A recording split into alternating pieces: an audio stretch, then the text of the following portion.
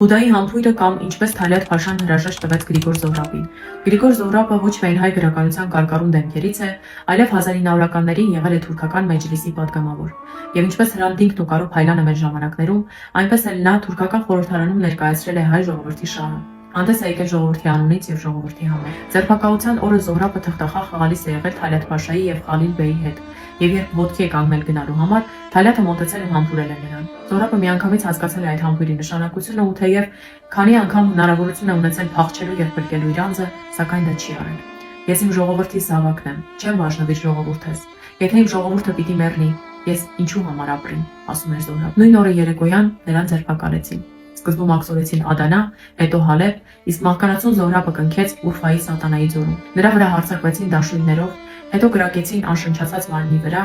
իսկ Զարեհ Որբելյանի տեղեկություններով Չերքես Ահմեդը քարերով ջախջախեց Զոհրաբի գլուխը։ Հետո հանեցին հագուստները եւ դիակը նետեցին մացառուտների մեջ։ Իսկ հաջորդ օրը Հալեբի շուկայում արդեն վաճառում էին Զոհրաբի ոսկյա ժամացույցն ու ոսկյա մատանին։ Զոհրաբի ընտանիքին արգելեցին հոգեհանգիստ կատարել։ Հրապարակվեց նաև պաշտոնական տեղեկագիր, կեղծ տեղեկագիր, իբրև թե Դիարբեկիր մեկնելու ճանապարհին Զոհրաբը կաթվածահար է եղել։